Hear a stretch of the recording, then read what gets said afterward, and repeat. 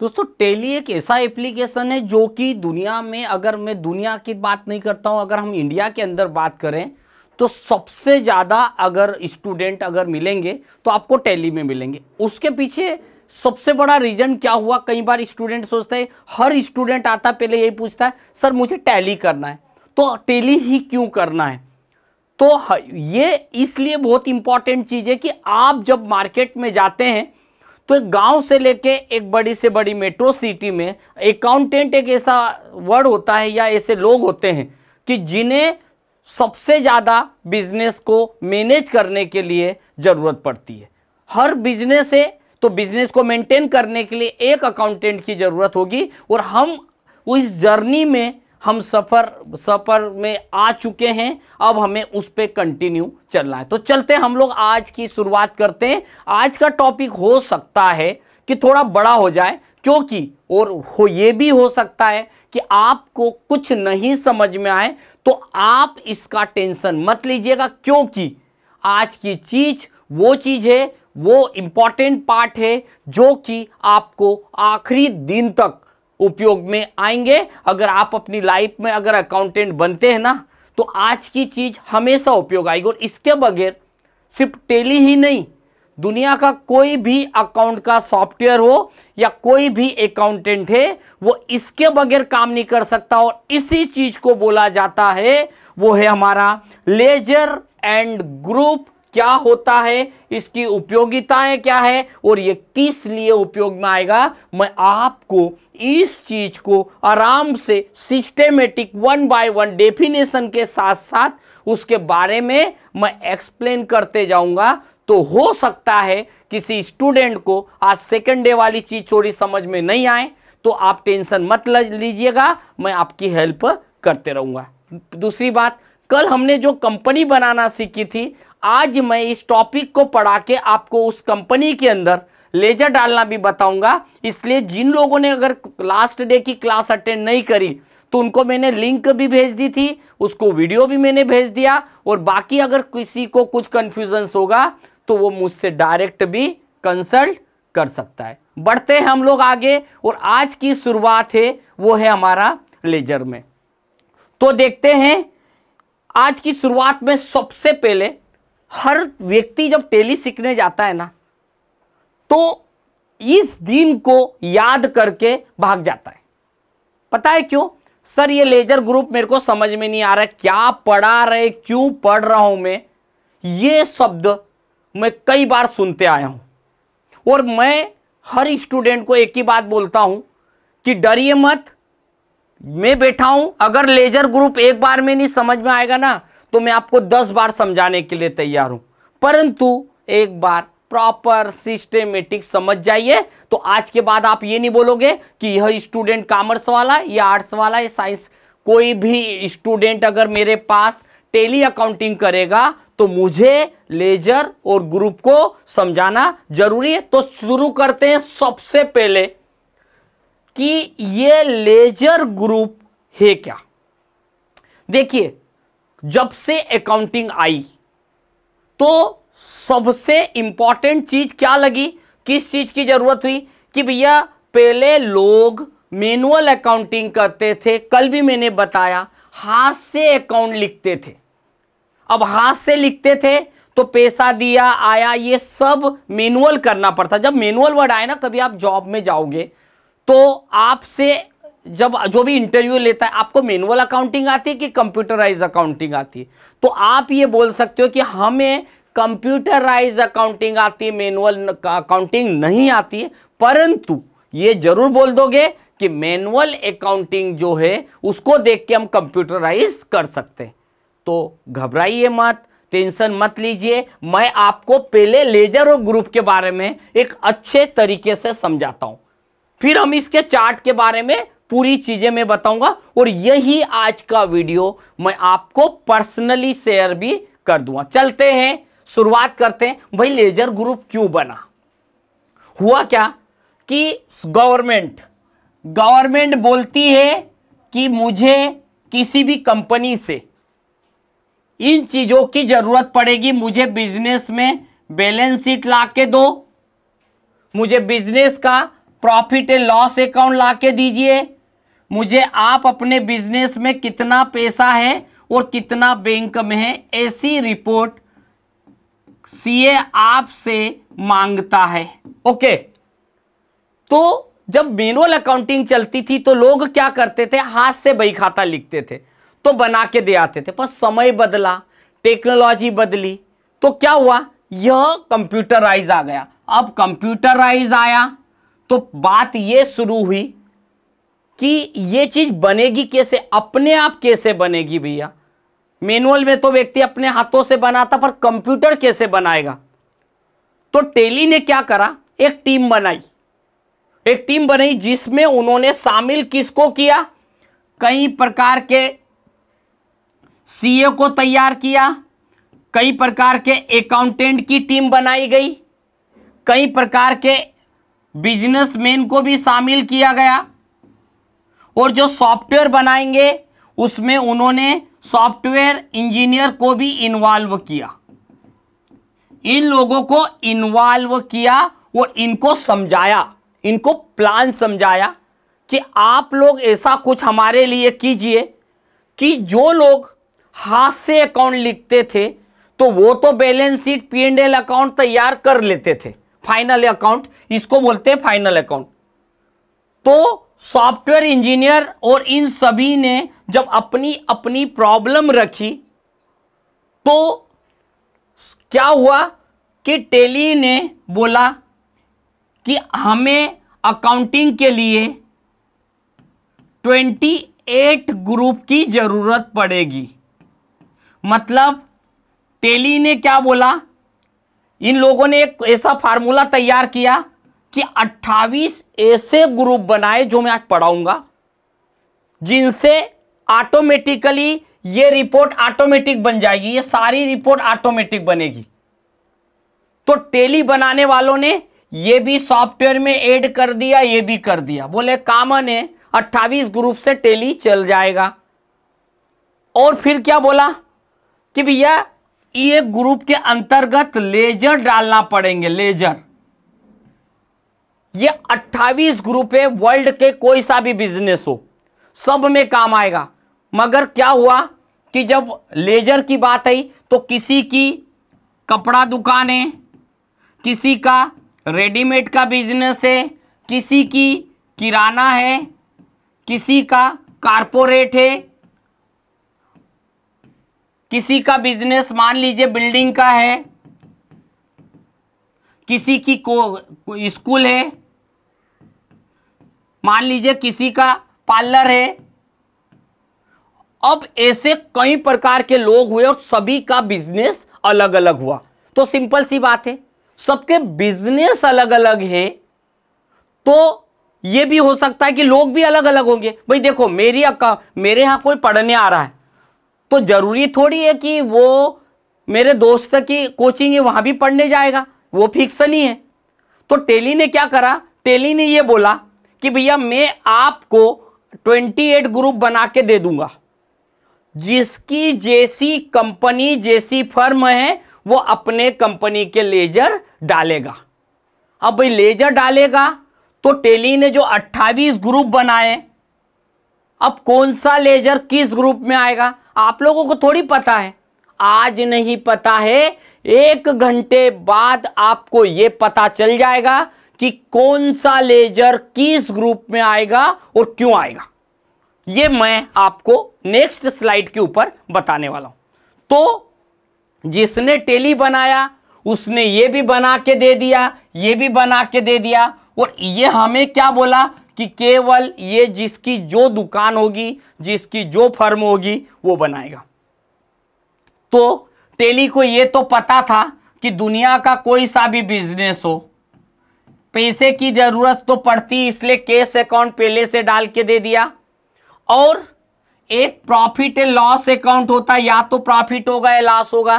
तो ये 2 laser tele बनाने वाली कंपनी ने डालकर कंप्यूटर के अंदर दे दिए, और बाकी ये बोला कि भाई जिसका जो बिजनेस होगा वो अपने बिजनेस के अनुसार लेजर डालेगा। अगर मैं अजय एंड कंपनी से माल खरीदता हूं तो कोई विजय एंड कंपनी से माल खरीदता, लोग अलग अलग है तो पर सबका कौन सा लेजर किस ग्रुप में आएगा वो अभी हम लोग वन बाय वन समझते। तो ये जो चीज थी ये हमने सीखा। अब बात शुरू होती है कि टेली ने के अंदर जब आप जाएंगे, कोई सा भी दुनिया का सॉफ्टवेयर, टेली हो, मार्ग हो, एसएपी हो, या फिर बीजी हो, व्यापार हो, दुनिया का कोई सा भी सॉफ्टवेयर हो, ये चीज जो आज मैं बता रहा हूं ये सीख गए तो आप कोई भी सॉफ्टवेयर को ऑपरेट कर लोगे। तो सबसे पहला 28 ग्रुप में से हम 18 ग्रुप के लगभग काम करते हैं, बाकी तो कुछ डबल रिपीट भी हुए। तो सबसे पहला ग्रुप होता है कैपिटल। कैपिटल का मतलब होता है पूंजी। जब कोई व्यक्ति अपना बिजनेस शुरू करता है तो बिजनेस स्टार्ट करने के लिए जो पैसा लगाता है उसे बोला जाता है कैपिटल। तो ये कैपिटल जो ग्रुप है इसके अंतर्गत दुनिया में सॉफ्टवेयर बनाने वाली कंपनी या सरकार ने इन लेजर को बोला गया है कि ये सब कैपिटल ग्रुप में आएंगे। जैसे कि मैंने बिजनेस में पैसा लगाया तो ये भी कैपिटल ग्रुप पे आएगी। यहां लिखा हुआ है कि कैपिटल अकाउंट ग्रुप में कंपनी के मालिक के खाते में शामिल किया जाता है। जैसे जी किसी कंपनी का मालिक रमेश है, मान लो अगर मेरी कंपनी का मालिक मान लो रमेश है या रमेश की कंपनी है तो यहां पर नाम आ जाएगा रमेश कैपिटल। तो कैपिटल ग्रुप के अंतर्गत कौन कौन से लेजर आते हैं? एक आता है कैपिटल अकाउंट, दूसरा आता है ड्राइंग अकाउंट। ड्राइंग का मतलब होता है व्यापार का मालिक व्यापार से जो पैसा लेता है अपने खुद के उपयोग के लिए तो उसको ड्राइंग या सेल्फ पर्पस के लिए लेता है, वो होता है drawing account. House rent, house hold expenses, यानी मेरी कंपनी है, अब मेरी इनकम तो कुछ नहीं है, मेरी जो भी इनकम है कंपनी से ही है, तो क्या करूँगा, मकान का किराया हो या फिर घर के खर्चे हो या बच्चे की स्कूल की फीस हो या बच्चे की ट्यूशन की फीस हो या खुद का बीमा हो या एग्रीकल्चर से रिलेटेड इनकम हो या एग्रीकल्चर से रिलेटेड एक्सपेंसेस हो। जब भी आप टेली के अंदर बिलिंग बनाओगे, बिल बनाओगे, तो याद रखिए इस ग्रुप के अंतर्गत कैपिटल ग्रुप में इतने लेजर को शामिल किया जाता है। यानी कि जब आप अकाउंटिंग करेंगे तो कैपिटल ग्रुप के अंतर्गत इतने लेजर को शामिल किया जाता है। जब आप एक बार कंप्यूटर पे बैठ के सारे लेजर डालेंगे तो आपके सारे डाउट क्लियर हो जाएंगे। सेकेंड, नेक्स्ट ग्रुप है कैपिटल ग्रुप हुआ। कैपिटल ग्रुप के बाद में आता है नेक्स्ट ग्रुप है वो है हमारा बैंक ग्रुप। बैंक ग्रुप के अंतर्गत हम उन सारी बैंकों के नाम ऐड करेंगे कंप्यूटर के अंदर जिन बैंकों में कंपनी मतलब मैं अपना पैसा जमा करूंगा और जब जब मुझे पैसे की जरूरत पड़ते जाएगी मैं बैंक से लेते भी जाऊंगा, मतलब विड्रॉ करना। यानी दुनिया की वे सभी बैंक जहां कंपनी अपना पैसा जमा करती है और जमा पैसा जरूरत पड़ने पे निकाल लेती है, ऐसी बैंकों का ग्रुप आएगा बैंक अकाउंट। चाहे फिर आपका बैंक में सेविंग अकाउंट हो या यूको बैंक में करंट अकाउंट है या दुनिया की कोई सी भी बैंक जहां पर आप पैसा डिपॉजिट करते हो या उस बैंक से पैसा विड्रॉ करते हो, ऐसी बैंकों का जो ग्रुप होगा वो होगा हमारा हमेशा बैंक अकाउंट। मतलब अगर मैं किसी बैंक से लोन ले रहा हूं तो उसका ग्रुप बैंक नहीं होगा, क्योंकि जब हम किसी बैंक से लोन लेते हैं तो वो लोन का पैसा हमें वापस लौटाना पड़ता है, तो वो हमारी लायबिलिटी होती है। इसलिए याद रखिए अगर आप टेली कर रहे हैं और अगर बैंक में पैसा जमा कर रहे हैं तो ऐसी बैंक का जब आप नाम डालोगे तो उसका ग्रुप आपको लेना है बैंक अकाउंट। एक एक चीज के बारे में मैंने यहां पर डेफिनेशन लिखी, ये उसका टाइटल है और इस ग्रुप के अंतर्गत कौन कौन से लेजर आ सकते हैं वो। अभी देखिए मैंने यहां लिखा एसबीआई सेविंग। अब आप दिमाग में ये मत सोच बना लेना कि केवल बैंक, इसी बैंक का नाम आएगा। दुनिया की कोई सी भी बैंक जिसमें आप पैसा जमा करेंगे या पैसा निकालेंगे, ऐसी बैंकों का ग्रुप आएगा हमेशा बैंक अकाउंट। अभी जो लेजर पढ़ रहे हैं ना, इन लेजर का ग्रुप जब आप बिल बनाओगे, वाउचर एंट्री में आपको जब सिखाऊंगा तो इन चीजों के बारे में मैं बताऊंगा कि देखो हमने लेजर ग्रुप पढ़ के आए थे, उनका उपयोग अब यहां पर कैसे हो रहा है। अगर आप लोगों को अभी भी कोई डाउट हो तो आप मुझसे चैट करके पूछ भी सकते हैं, ग्रुप पे मैसेज कर सकते हैं, या यूट्यूब पे आप अपने कमेंट्स में पूछ सकते हैं। याद रखिएगा, अभी मैं कौन से ग्रुप में कौन कौन से लेजर आते हैं ये पढ़ा रहा हूं। नेक्स्ट ग्रुप है लोन्स एंड लायबिलिटी ग्रुप, यानी इस ग्रुप के अंतर्गत हम उन लेजर्स को शामिल करेंगे जिन कंपनी से, बैंकों से हम पैसा उधार लेते हैं, जिसे अकाउंट की भाषा में लोन बोला जाता है।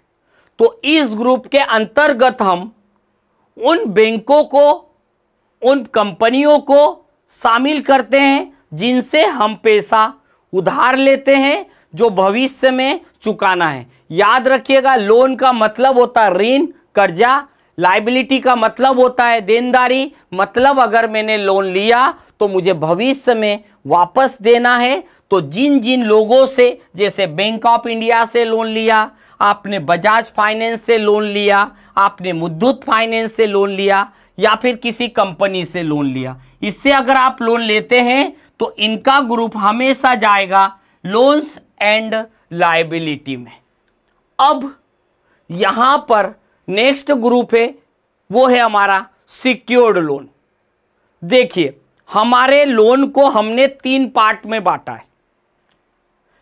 अगर अभी मैंने बैंक से लोन लिया तो उसका ग्रुप आ गया लोन्स एंड लायबिलिटी। अब ग्रुप का नाम है सिक्योर्ड लोन। ऐसा लोन, ऐसा कर्जा जिसे लेने के लिए हमें कुछ न कुछ चीज को भी गिरवी रखना पड़ता है। जैसे कि मुझे 1 लाख रुपए की जरूरत है, मैं बैंक में गया, गोल्ड लेके गया, मैंने बैंक में गोल्ड जमा किया और बैंक से पैसा लेके आ गया।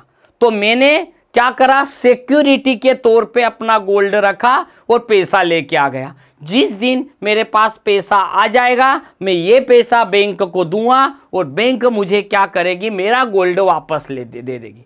तो ऐसा लोन जिसे लेने के लिए हमें कुछ न कुछ गिरवी रखना पड़ा, ऐसे लोन को कहा जाता है सिक्योर्ड लोन। जिसमें मैंने मान लीजिए बजाज कंपनी से गोल्ड लोन लिया, मान लीजिए मैंने कार अपनी फाइनेंस करवाई, या फिर मैंने होम लोन लिया, या फिर 2 व्हीलर, कोई भी चीज अगर मैंने कुछ गिरवी रख के पैसा लिया तो ऐसे लोन को सिक्योर्ड लोन के नाम से जाना जाता है। तो नेक्स्ट आया हमारे पास अगला अनसिक्योर्ड लोन। अब लोन है, मैं बैंक से लोन लिया वो भी चुकाना है, मैंने सिक्योर्ड लोन लिया वो भी चुकाना है। पर यहां पर क्या गया, टेली में इनको 3 अलग अलग नाम दिया गया। अभी मैंने जैसे बताया आपको कि भाई लोन से लायबिलिटी भी यही है, अगर आपने सिक्योर्ड लोन लिया तो भी लोन ही कहलाएगा,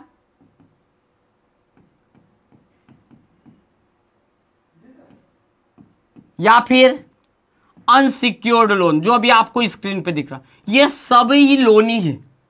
बस क्या हुआ कि हर लोन का मतलब है। यानी मैंने बैंक में गया, अपनी इनकम टैक्स रिटर्न फाइल बताई, बैंक ने मेरे को 2 लाख रुपया दे दिया। फिर सिक्योर लोन में मैं अपने घर पे से गोल्ड ले गया, जमा करा, तो ऐसे लोन को सिक्योर्ड हो गया, जिसके लिए कुछ सिक्योरिटी देना पड़ी। और एक लोन आता है जिसको हम बोलते हैं अनसिक्योर्ड लोन, ऐसा लोन जिसे लेने के लिए हमें कुछ गिरवी नहीं रखना पड़ा, हो सकता है मुझे ब्याज भी नहीं देना पड़े। तो ऐसे लोन कौन देता है, पिताजी से पैसे ले सकते हो, ब्रदर से लोन ले सकते हो, दोस्तों से पैसा उधार ले सकते हो, या रिश्तेदारों से ले सकते हो। ऐसा लोन जिसे लेने के लिए हमें कुछ भी नहीं देना पड़ा, ऐसे लोनों को बोला जाता है अनसिक्योर्ड लोन। आपके लिए मैंने यहां पर उसकी डेफिनेशन भी रख दी है ताकि आपको कोई कंफ्यूजन न लगे, आपको ऐसा नहीं लगे कि मुझे थ्योरी नहीं आती। ये वाला चैप्टर हर बच्चा जब पढ़ता है, कंफ्यूजन भले ही होता होगा बट टेंशन नहीं है, क्योंकि यह कहीं ना कहीं अकाउंटिंग का मेन बेस है। तो मैं हर लेजर के बारे, ग्रुप के बारे में 1 बाय 1 पढ़ाते चल रहा हूं। अब क्या हुआ भाई, मैंने 3 तरीके से लोन ले लिया, पर अब मैं किसी को लोन देता भी तो हूं। कैसे देता हूं भाई? कोई इंप्लॉई आया, बोले मुझे 25,000 रुपया चाहिए, मुझे 50,000 रुपया चाहिए। कोई रिलेटिव आया, बोले मेरे को 1 लाख रुपया चाहिए। तो जब मैं अपने बिजनेस से किसी को पैसा दूंगा, जब मैं अपने बिजनेस से किसी को पैसा देता हूं, तो ऐसे लोन को बोला जाता है वो लोन्स एंड एडवांस असेट्स। मान लीजिए मैंने किसी को पैसा उधार दिया, तो ऐसा लोन कहलाएगा लोन्स एंड एडवांस असेट। और ऐसा रियल लाइफ में होता है। अगर मैंने किसी अपने दोस्त को पैसा उधार दिया, तो उधार एक मेरा वर्ड है, पर अकाउंट की भाषा में उधार नहीं होता। अकाउंट की भाषा में उसे लोन के नाम से जाना जाता है। और अगर मैंने अपने किसी एम्प्लॉय को लोन दिया, किसी कंपनी को लोन दे दिया, या किसी पर्टिकुलर एम्प्लॉय को, तो जब भी मैं किसी व्यक्ति, एम्प्लॉय या किसी को पैसा उधार देता हूं, तो ऐसे पैसे को बोला जाता है लोन्स एंड एडवांस असेट्स के नाम से जाना जाता है। नेक्स्ट ग्रुप पे चलते हैं भाई, इन्वेस्टमेंट। कई बार आपने लाइफ में ऐसे वर्ड सुने होंगे कि इन्वेस्टमेंट क्या होता है। भाई देखो, इन्वेस्टमेंट एक प्रकार से रिस्क होती है। या तो बहुत पैसा कमा लोगे या फिर कुछ भी नहीं कमाओगे, बर्बाद भी हो जाते हैं। अब ऐसे चीजों को बोला गया है इन्वेस्टमेंट। तो कभी कभी इन्वेस्टमेंट लॉस भी हो सकता है, कभी कभी इन्वेस्टमेंट प्रॉफिट भी हो सकता है। तो इन्वेस्टमेंट में किसको शामिल करते हैं? गोल्ड। भाई मैंने लोन, जब गोल्ड खरीदा तो सस्ता था, जैसे अभी हो रहा है, अब महंगा हो गया तो मेरा प्रॉफिट हो गया। सिल्वर खरीदा था जब सस्ता था, अब महंगा हो गया। मैंने कोई शेयर किसी कंपनी के खरीद लिए, जब खरीदे थे जब मार्केट वैल्यू अच्छी थी, अब मार्केट वैल्यू कम हो गई, तो क्या हो गया? शेयर्स एंड सिक्योरिटी और एक म्यूचुअल फंड। मतलब कुल मिला के जहां आप अपना पैसा कुछ इनकम के लिए इन्वेस्टमेंट करते हैं, तो ऐसे ग्रुप को बोला जाता है इन्वेस्टमेंट ग्रुप। याद रखिएगा, टेली सॉफ्टवेयर के अंदर ग्रुप डले हुए मिलेंगे, लेजर नहीं मिलेंगे। और यही लेजर मैं आपको डालना सिखा रहा हूं कि कौन सा लेजर किस ग्रुप में आएगा और क्यों आएगा। देखिए, मैं चाहता तो आपको चार्ट दे देता कि ये सीख लेना, पढ़ लेना, परंतु मुझे पता है कि अगर आप अकाउंटिंग सीखना है तो आपको इन चीजों के बारे में नॉलेज होना जरूरी है। एक व्यक्ति, आम व्यक्ति, अगर आपका कोई दोस्त रिश्तेदार मिलता है, उसको बोला कि भाई इन्वेस्टमेंट क्या होता है, तो उसकी एक सिंपल सी डेफिनेशन होगी। भाई जहां भी व्यक्ति अपने पैसे को दुगना करने के लिए इन्वेस्टमेंट करता है, पैसा लगाता है, उसको इन्वेस्टमेंट बोलते। पर यहां इन्वेस्टमेंट क्या हुआ? यहां भी मीनिंग वही है, पर डिफरेंट टाइप से। गोल्ड पे, सिल्वर पे, शेयर पे, म्यूचुअल फंड पे, कुछ लोग प्रॉपर्टी में भी इन्वेस्टमेंट करते हैं। तो इस ग्रुप के अंतर्गत, हम इन्वेस्टमेंट ग्रुप के अंतर्गत जहां जहां कंपनी अपना पैसा इन्वेस्टमेंट करती है, उनका नाम आएगा। नेक्स्ट आता है फिक्स्ड असेट्स। अब यहां पर थोड़ी चीजों को समझ लेना। असेट्स 2 टाइप की होती है, एक फिक्स्ड, एक करंट। एक फिक्स्ड, एक करंट। फिक्स असेट का प्रभाव गिरता है बैलेंस शीट पे, और करंट असेट्स का प्रभाव गिरता है प्रॉफिट एंड लॉस अकाउंट पे। पता है क्यों? तो पहले फिक्स असेट्स की डेफिनेशन समझ लीजिए। ऐसी वस्तु जिसे प्रोप्राइटर अपने स्वयं के उपयोग के लिए खरीदता है, परचेस करता है, उस संपत्ति को फिक्स असेट कहा जाता है। यानी फिक्स असेट्स रोज नहीं बिकती है, ये व्यक्ति ने अपने स्वयं के उपयोग के लिए खरीदा, तो उसे बोलते हैं फिक्स असेट्स। जैसे AC, car, laptop, mobile, plot, plant, machinery, building, furniture, land, goodwill, patent. भाई ये फिक्स्ड असेट्स है। अगर मैंने अपने लिए एसी खरीदा तो वो फिक्स्ड असेट्स हो गई। एसी को अगर 6 महीने बाद बेच रहा हूं, अगर लॉस हो रहा है तो मैं उसको डेप्रिसिएशन में दिखा दूंगा। तो ऐसी संपत्ति जिसका हम व्यापार करते हैं, रोज खरीदते रोज बेचते हैं, उसको बोलते हैं करंट असेट्स। और ऐसी संपत्ति जिसे मैं अपने लिए खरीदूंगा, ऐसी संपत्ति को फिक्स्ड असेट्स कहा जाता है। और फिर याद रखिएगा, फिक्स्ड असेट्स का प्रभाव गिरता है हमारे बिजनेस की फाइनल अकाउंट में, बैलेंस शीट पे। और करंट असेट्स जिसको रोज हम खरीद रहे बेच रहे, वो उसका प्रभाव गिरता है P&L अकाउंट पे। मान लीजिए मेरी टीवी की दुकान है, मैंने 10 टीवी खरीदे, एक एक करके 8 टीवी बेच दिए, तो ये कहलाएंगे मेरी करंट असेट्स। परंतु ये 2 टीवी जो बच रहे थे, एक मैंने मेरे घर में लगा दिया, एक मेरी दुकान के अंदर फिट करवा दिया। अब जब उसको फिट किया तो उसका पैसा कौन ने दिया? कंपनी ने दिया, मतलब प्रोप्राइटर ने दिया। तो अब वो असेट्स कहलाएगी हमारी फिक्स्ड असेट्स। तो फिक्स्ड असेट्स का मतलब होता है जब कंपनी का मालिक कोई भी संपत्ति जब अपने लिए खरीदता है तो हम उसे फिक्स्ड असेट्स के नाम से जानते हैं। चलते हैं हम नेक्स्ट ग्रुप पे। तो नेक्स्ट ग्रुप पे आप जाएंगे तो आपको क्या मिलने वाला है? चलिए अगला ग्रुप है डिपॉजिट असेट्स। अब भाई यहां कंफ्यूजन हो जाएगा, सर अभी तो हमने करंट असेट्स पढ़ी, अब ये फिक्स्ड का मतलब क्या, डिपॉजिट का मतलब क्या होगा? तो समझना, करंट असेट्स वो जिसका हम व्यापार करते, पर डिपॉजिट असेट्स का मतलब ये मत समझिएगा कि ये बैंक से रिलेटेड है। ऐसा पैसा, डिपॉजिट असेट्स की डेफिनेशन में ये पढ़ के नहीं सुनाऊंगा, मैं मेरे हिसाब से बताऊं, ऐसी संपत्ति जिसको आपने कहीं ना कहीं इन्वेस्ट रख के रखा है, देना पड़ा। जैसे कि मुझे मार्केट में एक दुकान लेना थी, तो जिसकी मैंने दुकान ली उन्होंने बोला कि मुझे 5 लाख रुपया सिक्योरिटी के बतौर पे पैसा चाहिए, तो भैया उसको हमने 5 लाख रुपया दे दिया। अब क्या हुआ, थोड़े दिन बाद अगर मुझे वो दुकान खाली करनी पड़ी तो मेरा पैसा मुझे वापस मिलेगा। अगर मैं बैंक में गया, 1 साल के लिए मैंने एफडी बना दी, तो अब 1 साल तक में एफडी पे ब्याज भी मिलेगा।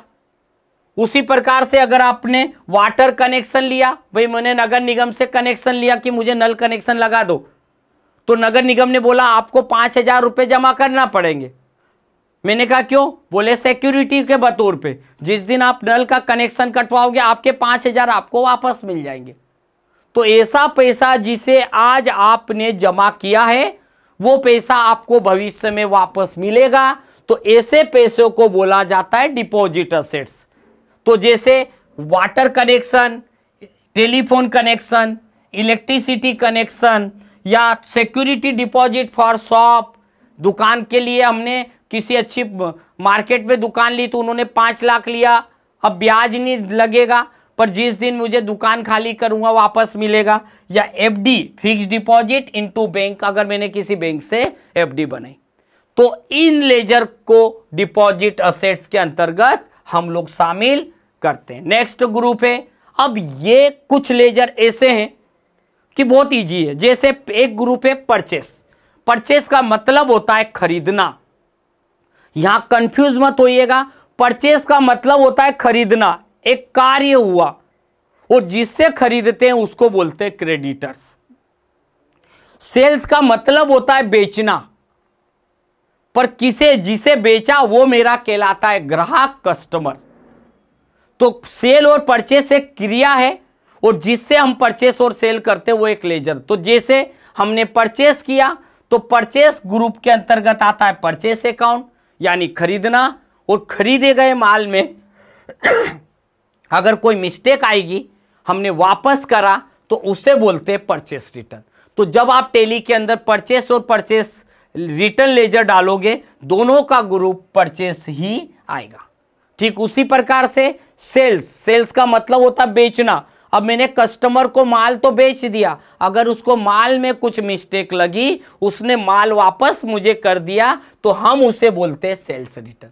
तो सेल्स और सेल्स रिटर्न का ग्रुप आएगा सेल्स, और परचेस रिटर्न का जो मैंने यहां बोला उसका ग्रुप आएगा परचेस। तो ये दो लेजर एक दूसरे के अपोजिट में ही चलते हैं। अब बात आएगी दो, ये दो वर्ड तो बहुत कंफ्यूजन वाले हैं, तो कंफ्यूजन का भी मैं सॉल्यूशन बताऊंगा। एक होता है क्रेडिटर्स और एक होता है डेटर्स। मतलब ये हुआ कि मैं एक कंपनी हूं, जिन लोगों से मैं माल खरीदता हूं, जिन सप्लायर से मैं माल खरीदता हूं, उन्हें बोला जाता है क्रेडिटर्स, लेनदार, हिंदी में बोलते लेनदार। जिन लोगों से हम माल खरीदते हैं उन्हें बोला जाता है क्रेडिटर्स, और जिन लोगों को हम माल बेचते हैं उन्हें बोला जाता है डेटर्स या ग्राहक, क्रेडिटर्स या सप्लाई। यानी जो हमें माल सप्लाई करेगा उन्हें हम क्रेडिटर्स कहते हैं और उन्हें हम पैसा देंगे। Like Hindustan lever limited Patanjali से माल खरीदते हैं, या आल सप्लायर हो गया, या टाटा मोटर्स हो गई, या हजारों लोग हो सकते हैं। इसलिए इसका नाम क्या रखा, सन्ड्री। और सन्ड्री का मतलब होता है विविध, यानी बहुत सारे। तो जिनसे माल खरीदते वो बहुत सारे लोग हो सकते हैं और उन्हें बोला जाता है क्रेडिटर्स, और हिंदी का प्योर वर्ड होता है लेनदार। और हम जिसे मान लीजिए हम जिसे माल बेचते हैं उन्हें बोला जाता है डेटर्स या ग्राहक। तो हम जिसे माल बेचते हैं उन्हें कस्टमर भी बोला जाता है। लाइक महेश स्टोर्स को माल बेचा, आपने मानसी कंप्यूटर्स को माल बेचा, या फिर विजय इलेक्ट्रॉनिक्स को माल बेचा, या ऑल द कस्टमर, यानी दुनिया के वे सभी लोग जिन्हें कंपनी माल बेचती है, ऐसे लोगों को बोला जाता है सन्ड्री, डेटर्स या देनदार। नेक्स्ट ग्रुप आता है, ये बहुत काम का है, ड्यूटीज एंड टैक्सेस। भाई सिंपल सा है, अभी तक टैक्स के बारे में नहीं पढ़ा और हम आगे जाके जीएसटी को बहुत डीप में पढ़ने वाले। पर अभी क्या होगा, व्यवसाय में जितने भी टैक्स होते हैं, जो भी टैक्स लगाए जाते हैं, उनका ग्रुप आएगा ड्यूटीज एंड टैक्सेस।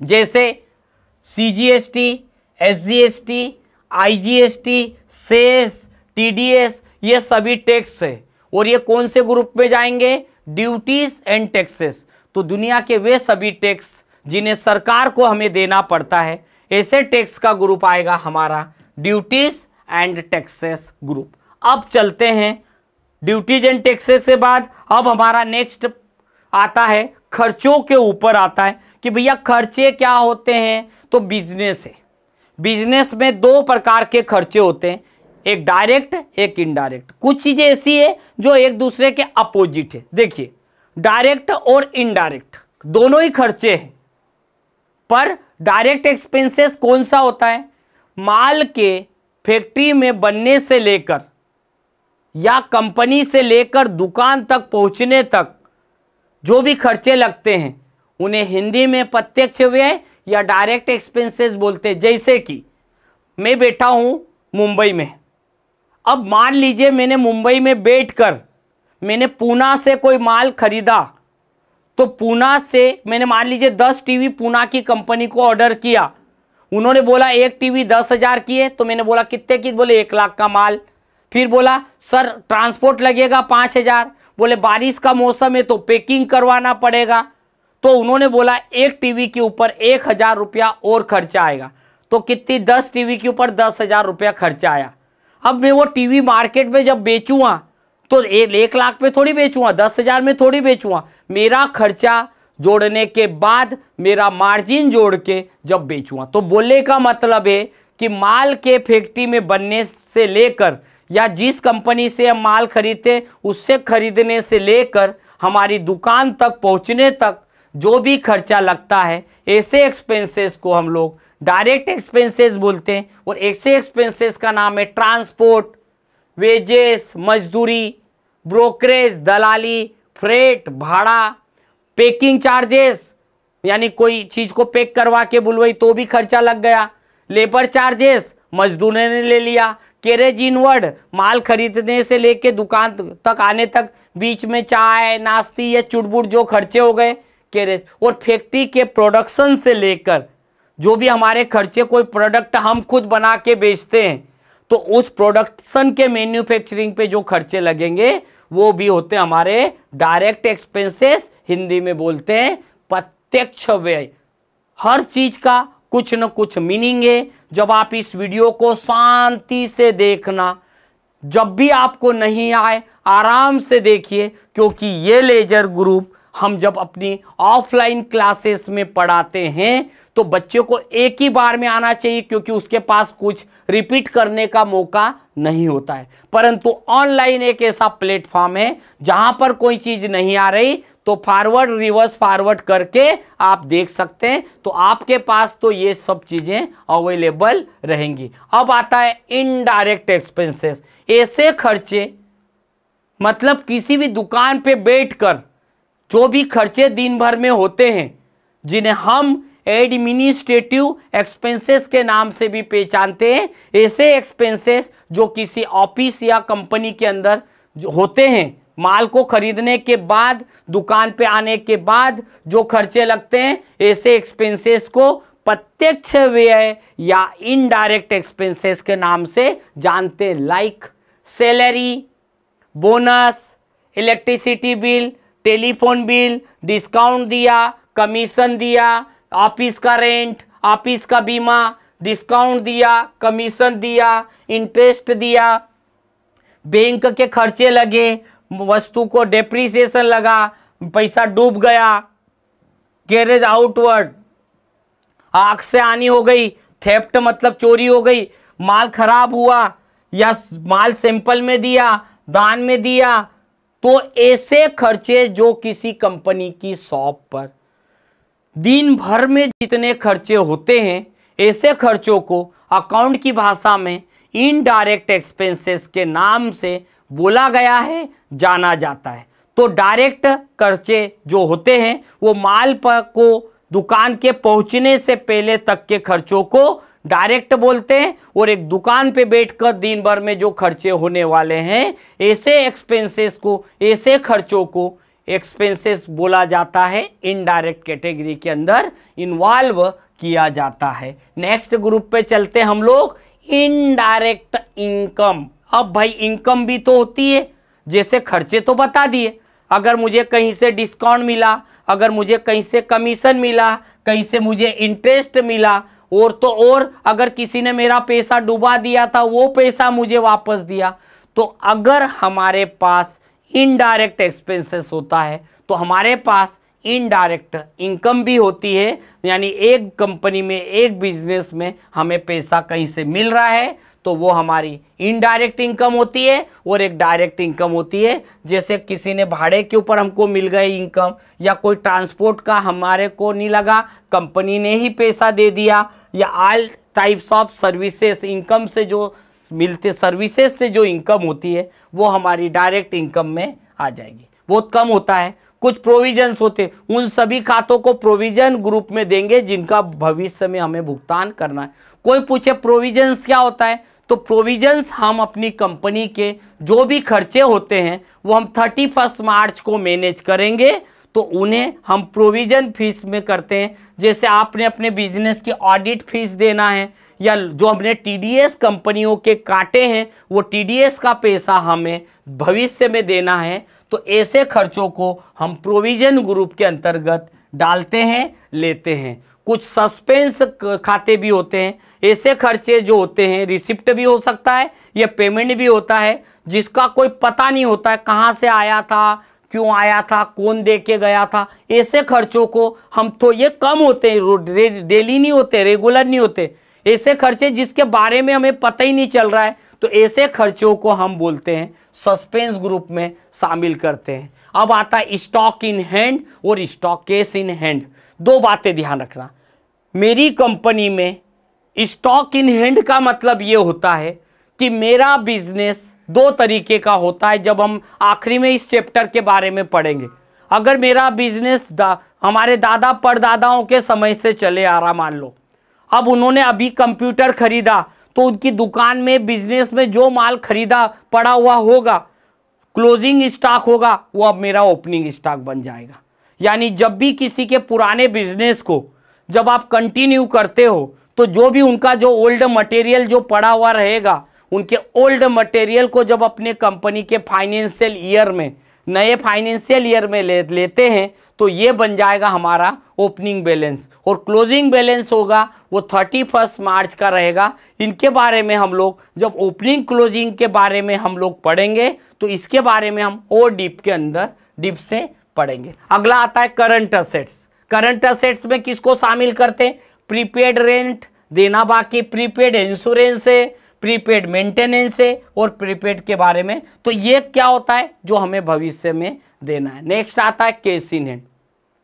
इसे लोग पेटी केस भी बोलते हैं। क्या होता है? कंपनी में आपके पास, बैंक में आपका 5 लाख है, पर आज आपके पास कैश रुपया कितना है? तो जो कैश रुपया है उसको हम लोग पेटी केस के नाम से जानते हैं। ये आखिरी के बहुत छोटे छोटे से लेजर से वो इधर चलते हम लोग ब्रांच एंड डिवीजन। याद रखिएगा, जब आपकी बहुत सारी ब्रांचेस होती है और सभी ब्रांचेस का मैनेजमेंट एक ग्रुप कंपनी में किया जाता है, तो ऐसी कंपनियों के जितने भी ब्रांचेस होते हैं उन सभी ब्रांच को ब्रांच एंड डिवीजन ग्रुप में होते हैं। जैसे मान लीजिए किसी कंपनी जैसे रिलायंस है, तो रिलायंस ग्रुप में कई सारी कंपनी है, Reliance Jio, Reliance refinery, Reliance trend, Reliance shoes, सबका अलग अलग है। और सबको मिला के जो कंपनी अपने एक साल के अंदर जो टर्नओवर बताती है वो बताती है कि हमारा रिलायंस ग्रुप ऑफ कंपनी का टर्नओवर 1000 करोड़ का है, तो वो कहलाता है हमारा ब्रांचेस और डिवीजन। जब आप कहीं जॉब कर रहे हैं और आपकी एक से ज़्यादा ब्रांचेस है तो सभी ब्रांच का नाम डाल के ब्रांच एंड डिवीजन ग्रुप पे रखते हैं। तो हमने जो लेजर और ग्रुप के चार्ट को एक्सप्लेन किया, इतनी एंट्रियां जब हम करेंगे, करने के बाद हमें जो सीए को, जो अभी मैंने आपको पहले बताया था, सीए को दे देना पड़ता है, वो देना पड़ता है। ऐसी हमारी बैलेंस शीट बनेगी और ऐसी बैलेंस शीट हम देते हैं अपने बिजनेस के फाइनल अकाउंट को, इसी को फाइनल अकाउंट बोलते हैं। तो बैलेंस शीट में जो अभी फिक्स्ड असेट्स कौन कौन सी है, इन्वेस्टमेंट कहाँ किया, लोन किससे किससे लिया, तो ये सारी की सारी चीजें आपको ये दिखाएगी। बैलेंस शीट अपन देखना सीखेंगे, बैलेंस शीट अपने आप बनेगी, P&L अकाउंट अपने आप बनेगा, ट्रेडिंग अकाउंट अपने आप बनेगा, तो ये सब अपने आप बनेगी। देखो मैंने परचेस किया था, परचेस के बाद 4000 का माल रिटर्न कर दिया, उसके ऊपर भाड़ा लगा, तो ये सब मेरे डायरेक्ट एक्सपेंसेस। मैंने 5,20,000 का बेचा था, 3000 का माल वापस आ गया, तो ऐसे खाते कहलाते हैं ट्रेडिंग अकाउंट। हिंदी में बोला जाता है व्यापार खाता। और फाइनली जो हमें बिजनेस में प्रॉफिट या लॉस होता है, तो आप जब जाएंगे एक प्रॉफिट एंड लॉस अकाउंट जब आप बनाएंगे, ऐसा ऑटोमेटिक बनेगा। बस यही मेन अंतर है। होता क्या था कि पुराने समय की जो अकाउंटिंग होती थी उसे हम लोग बोलते थे मैनुअल अकाउंटिंग, और जो मैनुअल अकाउंटिंग होती थी उसके अंदर क्या होता था, ये सब हमें हाथों से बनाना पड़ता था। और अब क्या हो गया, अब जब कंप्यूटर अकाउंटिंग आई तो ये सारी चीजें जो है वो ऑटोमेटिकली बन जाएगी। बस सही लेजर को सही ग्रुप से जोड़ना है। अगर गलत जोड़ा तो आंसर गलत आएगा। भाई जिस कंपनी से मैं माल खरीदता हूं वो मेरा हुआ क्रेडिटर, और जिनको बेचता हूं वो डेटर्स है। भाई मैंने कमलेश नाम के व्यक्ति को माल बेचता था, मैं बेचता हूं पर एक नया अकाउंटेंट आया, उसने उसको क्रेडिटर ग्रुप से जोड़ दिया। मुझे उससे 2 लाख रुपए लेना था, अब मुझे 2 लाख रुपए देना दिखेगा। क्यों? भाई जैसे बिजली का कनेक्शन अगर गलत जोड़ोगे फॉल्ट, वैसे टेली के अंदर अगर गलत ग्रुप दो जोड़ोगे फॉल्ट नहीं होगा। Balance sheet, P&L account, trial balance गलत बनेगा। टेंशन मत लीजिएगा, जो चीज हम पढ़ रहे हैं इसका सही इफेक्ट जब हम 1 by 1 आगे जब हम पढ़ते जाएंगे आपको खुद को ऐसा लगने लग जाएगा कि अब हम ये सब चीजें सीख चुके हैं, कोई प्रॉब्लम नहीं है। तो चलते हैं, ये हमारा आखिरी जो चीजें थी जिसके अंतर्गत हमने लेजर और ग्रुप के बारे में पढ़ा। अब ये कंप्यूटर के अंदर जब हम जाते हैं तो कौन सा लेजर कैसे डाला जाएगा, कौन से ग्रुप में आएगा, तो हम क्या करते हैं, जैसे अभी आपने देखा तो कल जो मैंने आपको बताया था कंपनी बनाने के बाद, ये जो लेजर होते ना, ये टेली के अंदर नहीं होते। 2 लेजर केवल टेली के अंदर आपको मिलेंगे और उन 2 लेजर का नाम होता है, एक केस और दूसरा प्रॉफिट एंड लॉस।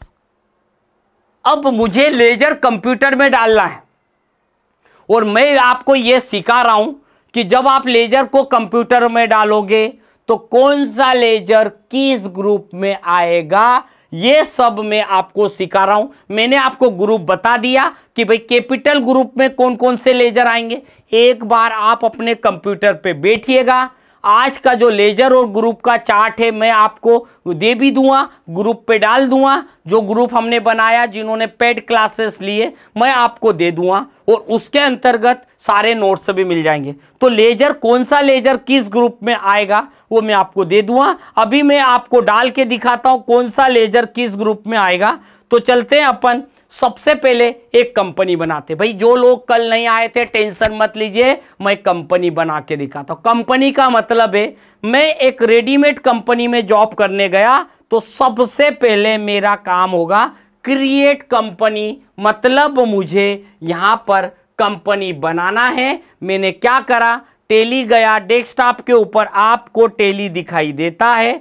जब भी हमें टेली से बाहर आना है, ये देखिए मेरे डेस्कटॉप के ऊपर टेली नाम का आइकॉन है। बस इसके ऊपर आप 2 टाइम क्लिक करेंगे, टेली सॉफ्टवेयर ओपन हो जाएगा। ये हमारा रोज का काम है, ये हमें रोज अकाउंटिंग करना है। तो सबसे पहले हम यहां पर जाने वाले हैं और सबसे पहले हम बनाएंगे कंपनी। हमने जैसे ही क्रिएट कंपनी करी तो सबसे पहले शुरुआत होती है कि भाई कंपनी जो बनाएंगे, क्या नाम से बनाया, यहां पर कर दिया श्री साईं एजेंसीज। एड्रेस लिखना है ताकि बिल के ऊपर एटलीस्ट प्रॉपर चीजें प्रिंट हो। तो मैंने यहां पर लिख दिया AB रोड इंदौर, ठीक है। फिर आएगा हमारा, यहां से हम बढ़ेंगे स्टेट पे जाएंगे तो यहां पर आपको मिलेगा मध्य प्रदेश। पिन कोड में जाएंगे, जो भी हमारा पिन कोड होगा, तो ये डिटेल रोज डालना है। तो कंपनी रोज नहीं बनती है, कंपनी एक ही बार बनती है। रोज हम उस कंपनी के अंदर केवल लेजर डालते। तो मैंने कंपनी बनाई, कंपनी बनाने के बाद हम आ जाएंगे बाहर। बस आपका काम इतना था कि किस तरीके से कंपनी आपकी बनेगी, ये मैंने कंपनी बना के दिखा दिया। अब कंपनी के अंतर्गत हमें डालना है लेजर खाते, जो अभी मैंने आपको पढ़ाए। तो कहां जाएंगे लेजर डालने के लिए, थोड़ा ध्यान से देखेंगे कौन सा लेजर किस ग्रुप में आने वाला है। तो आपको इस लेजर, जो लेजर जिस ग्रुप से बिलोंग करता है, जिन चीजों को अभी हमने पढ़ा है, हम उन्हीं चीजों को फिर से पढ़ेंगे। देखिए क्या हो गया, सबसे पहले आपके सामने दिख रहा है क्रिएट। क्रिएट पे क्लिक करना।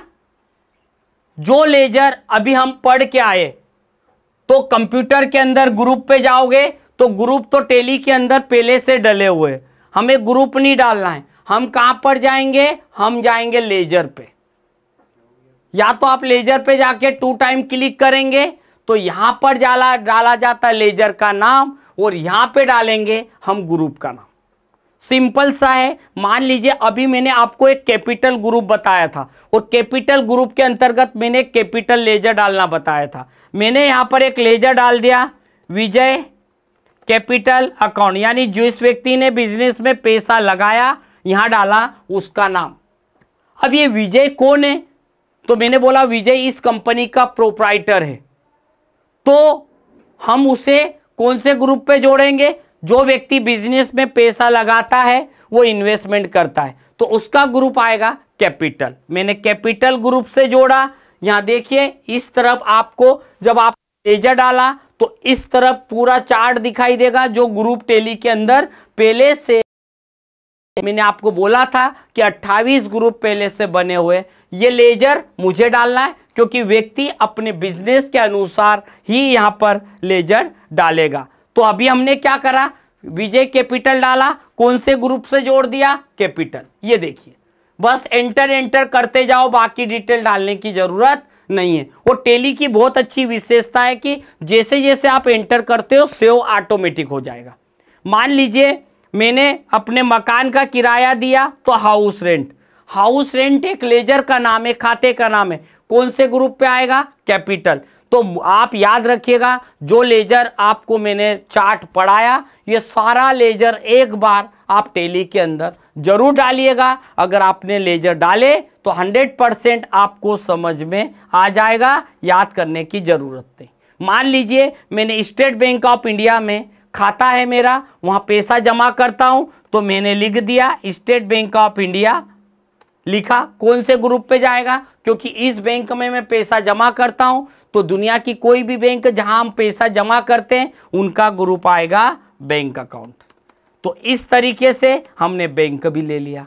अगर मैं किसी बैंक से लोन लूंगा, मैंने मान लीजिए यूको बैंक से लोन लिया, तो यहां आ जाएगा यूको बैंक लोन अकाउंट। अब ये लोन लेते हैं तो भविष्य में वापस देना है, और भविष्य में मुझे वापस देना है, इसलिए इसका ग्रुप आएगा यहां पर लोन्स एंड लायबिलिटी। ये देखिए, तो आपको जो मेन ध्यान देना है वो दो ही चीजों पे देना है। लेजर आपके सामने रहेगा और वो लेजर कौन से ग्रुप से जुड़ेगा, बस आप उस पर क्लिक करते जाइए और आपको कुछ नहीं करना है, बस एंटर एंटर एंटर करते जाएंगे, ऑटोमेटिकली आ जाएगा।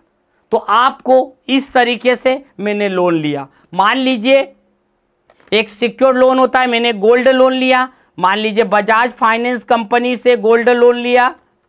ये देखिए, अब अगर मैंने गोल्ड लोन लिया तो ये भविष्य में मैं गोल्ड गिरवी रख के लेके आया, तो ऐसा लोन जिसे लेने के लिए हमें कुछ न कुछ गिरवी रखना पड़ा, ऐसे लोन कहलाएगा सिक्योर्ड। मैंने इसके बारे में सब पढ़ाते गया हूं, हर एक चीज मैंने 1 बाय 1 पढ़ाया है। चार्ट पहले मैंने समझा दिया, यहां पर केवल मैं आपको यह समझा रहा हूं कि कौन सा लेजर आएगा और कौन से ग्रुप से जुड़ेगा, बस इतना समझना। अगर मैंने अपने किसी पिताजी से पैसा लिया, लोन लिया, तो फादर लोन अकाउंट, लोन लिया तो ये कौन से ग्रुप पे जाएगा? क्योंकि मैंने पिताजी से लोन लिया, वो मेरे से कोई चीज गिरवी नहीं रखवाएंगे, तो ऐसा लोन कहलाता है अनसिक्योर्ड। और अनसिक्योर्ड लोन में क्या क्या आ जाएगा? फादर से लिया, रिलेटिव से लिया, दोस्तों से लिया, तो ये कहलाएगा अनसिक्योर्ड लोन। बस आपको इसी क्रम में हर ग्रुप के सारे लेजर 1 बाय 1 डालते चलिए। मान लीजिए मैं हिंदुस्तान लीवर लिमिटेड मुंबई से माल खरीदता हूं, तो जिससे मैं माल खरीदता हूं वो मेरा सप्लायर है, और सप्लायर को अकाउंटिंग की भाषा में सन्ड्री क्रेडिटर्स के नाम से जाना जाता है। तो दुनिया का कोई भी सप्लायर जिससे आप माल खरीदते हो उसे क्रेडिटर्स, और जिन्हें हम बेचते हैं उन्हें डेटर्स कहा जाता है। मैंने मोहित इलेक्ट्रॉनिक को माल बेचा, तो ये मेरा ग्राहक है। अगर ग्राहक है, कस्टमर है, तो कस्टमर को डेटर्स, सप्लायर को क्रेडिटर्स। तो कस्टमर कहलाएगा मेरा सन्ड्री डेटर्स, डेटर्स का मतलब हुआ ग्राहक। तो आपको बस हर एक लेजर का 1 बाय 1 डालना। अगर मैंने खरीदा माल तो उसको परचेज बोला जाता है। परचेज लेजर हमेशा परचेज ग्रुप से आएगा, परचेज रिटर्न परचेज से आएगा, सेल्स लेजर सेल्स ग्रुप में आएगा। मतलब आपके सामने हर एक ग्रुप को कौन सा ग्रुप का कौन सा लेजर किससे कनेक्ट होगा उसका चार्ट तो मैंने आपको दिया हुआ है। और इसी प्रकार आपको हर एक लेजर को 1 बाय 1 एक बार जरूर डालिए। जो लेजर आपने डाले हैं, अभी मैंने आपको हर एक ग्रुप का एक एक लेजर डाल के दिया। मैंने टेलीफोन बिल भरा, तो टेलीफोन बिल मेरे लिए खर्चा होता है और वो ऑफिस के खर्चे में जाता है, एडमिनिस्ट्रेटिव एक्सपेंसेस में जाता है। तो इसे हम लोग IN जैसे करेंगे तो इनडायरेक्ट एक्सपेंसेस आ जाएगा। इनडायरेक्ट एक्सपेंसेस पे जाकर हम जैसे करेंगे ये आ जाएगा। अगर मैंने अपनी कंपनी के लिए लैपटॉप खरीदा तो लैपटॉप आ जाएगा मेरी एक स्थायी संपत्ति है, तो यह आ जाएगा हमारा फिक्स्ड असेट्स में। कुल मिला के हमने जो भी चीज कर रहे हैं वो लेजर आप एक एक करके डालते जा। पीछे जाना है तो आपके कीबोर्ड के अंदर एक एस्केप बटन होती है, एस्केप किया और पीछे जाना है ये। अब अगर हम कल आए, हमने कंपनी ओपन करी और हमें लेजर देखना है, तो लेजर देखने के लिए आप अल्टर पे जाना, लेजर को देख भी सकते हो, लेजर में बदलाव भी कर सकते हैं। ये देखिए लेजर आ गए, मेरे पास पूरा की पूरा चार्ट आ गया जो अभी मैंने लेजर डाला था। अगर आपको ऐसा लेजर के स्पेलिंग गलत है, कोई मिस्टेक है तो एडिट भी कर सकते हो। और अगर आपको ऐसा लग रहा है कि ये लेजर गलती से डल गया तो आपके कंप्यूटर की कीबोर्ड पे अल्टर के साथ डी बटन दबाइए। जब आप अल्टर के साथ डी बटन दबाते हो इसे कहा जाता है डिलीट करना, और जैसे हम यस बटन दबाएंगे आपका लेजर डिलीट हो जाएगा। तो अगर आप ये चाहते हो कि अगर आपने जो लेजर डालना है तो बस इस स्क्रीन पे बैठ के पूरा टेली ऑपरेट किया जाता है। जो भी चीजें दिखेगी वो चीजें हम आपको one by one step by step सभी चीज पढ़ाएंगे, मगर जो चीज की जब जरूरत होगी तभी हमें दिखाना है। अभी मुझे अगर लेजर बनाना है तो क्रिएट बटन दबाऊंगा, फिर मैं लेजर के अंदर जाऊंगा। लेजर पे जाके जब आप क्लिक करेंगे तो यहां पर लेजर का नाम डालेंगे और कौन सा लेजर किस ग्रुप से आएगा बस आपको ये जरूर डालना है कि अगर मैंने यहां पर डाला कि मैं हिंदुस्तान लीवर लिमिटेड मुंबई से माल खरीदता हूं तो इसका कौन से ग्रुप से जुड़ेगा, यहां पर हम जाएंगे, यहां पर हम सन्ड्री क्रेडिटर्स से। बस आपको ये दो जगह अगर आपको याद हो गई तो आपको कभी भी लेजर में कोई मिस्टेक नहीं होगी। और लेजर ही और ग्रुप ही हमारे बिजनेस के वो पार्ट होते हैं जिनसे हमारी एकदम सही balance sheet, profit and loss account, trial balance, outstanding यानी फाइनल अकाउंट हमारा बनेगा। अगर हमें टेली करना है तो हमें कुछ तो देखना पड़ेगा। याद रखिएगा, टेली सीखने के लिए हमारा मेन उद्देश्य है कि हमें क्या क्या चीज़ पढ़ना है। हमें सारी चीज़ स्टेप बाय स्टेप हम आपको पढ़ाने वाले हैं। मैंने अभी आपको बताया, फर्स्ट डे आप लोगों को इंट्रो दिया टेली के बारे में, फिर मैंने टेली के अंदर कंपनी बनाना सिखाया।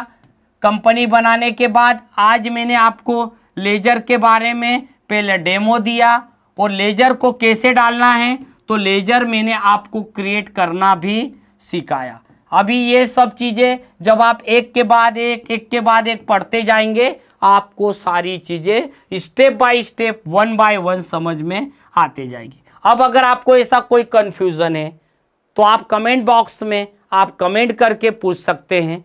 कोई चीज़ कन्फ्यूज़न वाली है तो बेझिझक पूछ सकते हैं। अभी हम आपके लिए 5 मिनट हमारे पास है। आफ्टर 5 मिनट के बाद हम हमारी आज की क्लासेस जिसका नाम था लेजर एंड ग्रुप क्या होता है उसके बारे में हमने समझा। अगर आपका कोई कन्फ्यूज़न हो तो आप पूछिए, अदरवाइज बाद में भी पूछ सकते हैं। और आपको अब जो चीज़ें आगे आएगी तो वैसे हमारी सारी स्टेप्स पड़ी हुई है कि लेजर बनाने के बाद बिलिंग कैसे होगा, बिल कैसे बनाए जाएंगे, वो अगली क्लासेस के अंदर मिलने वाला है। आपके लिए ये टास्क है कि अभी तक हमने 2 डेज के अंदर एक कंपनी बनाना सिखाया और आज हमने लेजर डालना सिखाया। आप कोशिश करिए, कंपनी बनाइए, लेजर डालिए।